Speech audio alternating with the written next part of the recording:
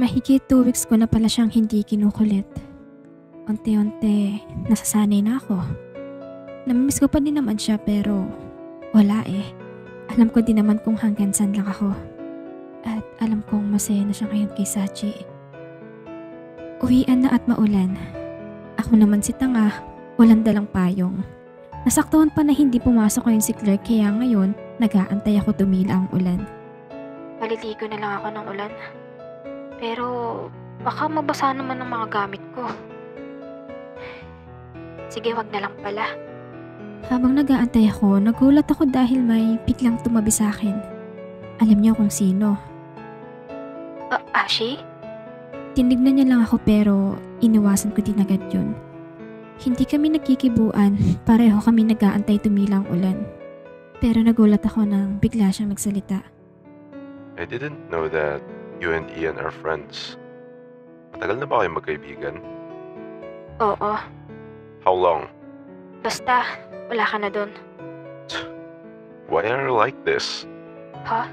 Inaano ba kita? Why did you unfollow me on Twitter? Pindot ko lang ata. Napindot? Kaya pala pati sa IG ko? Loh, in-unfollow ba kita dun? Pacheck ko nga mamaya. Ano bang problema, Mira? Inaano ba kita, Ashi? Wala akong problema, okay? Ikaw, may problema ka ba? Ashi, ha? O ano? Bakit ka ba nagagalit dyan? Nananahimik yung tao tapos bigla kang susulpot. Tatanungin mo kung anong problema ko? Ikaw ata may problema, boy. Okay, sorry. I just want to know why you unfollowed me. Nagbabawas lang kasi ako ng friends, kaya ganun. May gusto ka ba sa pinsan ko? Teka, anong gusto? Oh, come on, Mira. Sabihin mo na lang. Wala, no? Hindi ako naniniwala. Anong gusto mo? Meron? Bakit? Hindi ba? Tsaka, ano naman sa'yo kung meron o wala? Gusto ko lang malaman. Malaman? Kailan ka pa nagkapaki sa akin, Ashi?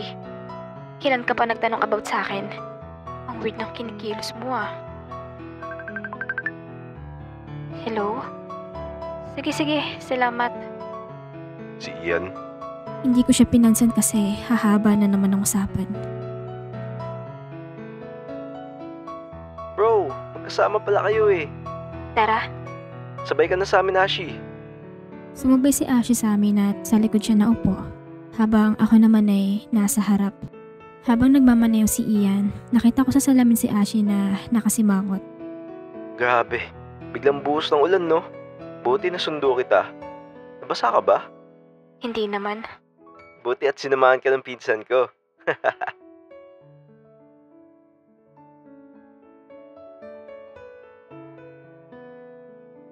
May practice kami ngayon sa sayaw para sa subject namin. At nandito kami ngayon sa court malapit sa school lang namin. At ayun, nagulat ako dahil nandito yung mga katim ni Ashi. Naglalaro sila ng basketball at kasama siya. Naiilang pa nga akong sumayaw kasi tumitingin-tingin siya sa akin eh. Hindi ko pa din makalimutan nung pag-uusap namin kagabi lang. Para kasing hindi si Ashi yung kausap ko dahil hindi naman niya ako ganun kausapin. Nagpahinga muna ako dahil kanina pa kami dito sayaw ng sayaw. Ewan ko nga kung bakit pa namin ginagawa to. Wala naman to kinalaman sa kukunin kong trabaho sa future eh. After nun, bumalik ulit kami sa pwesto namin at napasubsob ako dahil may lalaking bumangga sa akin. Katim pala ni Ashi. Sa sobrang lakas ng pagkakabunggo niya sa akin, napatumba ako at mukhang napuruan yung pa ako. Sorry. Namimilipit ako sa sakit. Hindi ko kayang tumayo kahit anong pilit ko. Napilayan na ata ako. Mira, are you okay? Mukha ba akong okay? Namimilipit na ako sa sakit. Baka gusto niyo akong dalhin sa klinik. Aba, bigla naman akong pinasan ni Ashi tapos biglang naghihawan yung mga classmate ko. Mga baliw. Dinala niya ako sa malapit na klinik. Nagkaroon nga ako ng pilay. Nabigla daw kasi yung pagkakabangga sa akin kanina kaya hindi ko mailakad. Naka-wheelchair ako nang ilabas ng klinik. Kaya need ko na may masasakyan ako. Kaso, saan ako kukuha? Alangan naman pumara ako ng jeep ng ganto'y tsura ko. At ayun, nagulat ako dahil hindi pa pala umalis si Ashi mula kanina. Ihatid kita. Hindi na, kaya ko naman eh. Malala yung pilay mo. Baka lumala kung ipipilit mong maglakad. Sasakay na lang ako. Paano? Kay Ian. Ang alam ko, umalis siya kanina kasama ang mga kaibigan niya. Ay, Ako na maghahatid sa'yo. paano? Papasan ulit kita. Pagpaliw. Hindi na, mabigat din ako. Okay lang. Sige. Habang pasan niya ako, tahimik lang siya. Ang bagal niya pang maglakad eh. Feel ko, gusto niya lang akong makasama. Char. Baka nabibigatan ka na sa akin ha. Pwede mo naman akong ibaba. Gaan-gaan mo nga eh. Mia?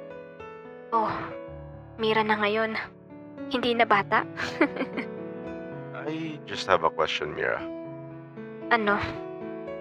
Bakit parang lumalayo ka sa akin? Bakit mo natanong? Wala. Kalimutan mo lang sinabi ko. Kung bakit ako lumalayo sa'yo? Ano? Ano?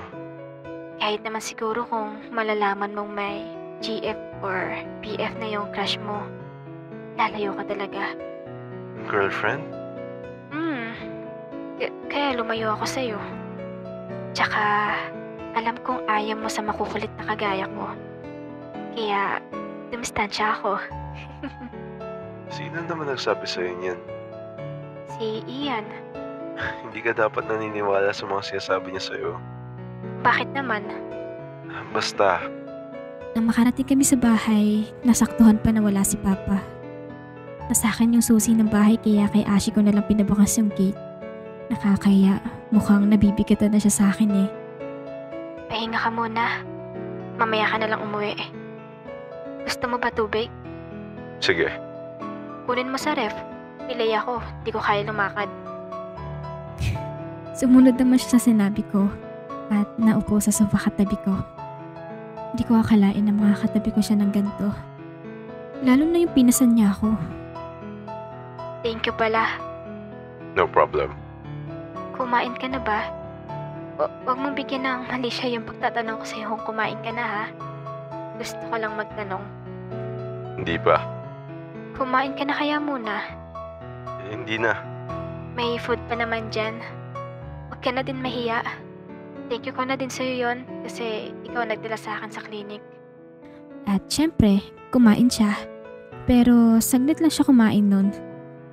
Baka kasi maabutan siya ni Papa. Sabihin, nagdadala ako ng lalaki. Sige, pwede ka nang umalis baka maabutan ka ni Dad. Sige. Thank you din. Umalis na siya kaya naman nakahinga ako ng maluwag. Ay, grabe ah. Bakit niya ginawa yun? Ako? Pinasan niya? Kung kailan nagmo-move on na yung tao, tsaka ka naman gumaganyan. Mapapakamot ka na lang talaga sa ulo eh. Nagulat din ako kasi maya-maya chinat niya akong nakauwi na daw siya. Hindi na siya maglalaro. Hindi niya galing mag-update sa akin dati. Ngayon, nag-iba na. Ayoko mag-isip or mag-assume kasi alam kong masasaktan lang ako. At ayoko din bigyan mali siya yung ginawa niyang pagpapasan sa akin.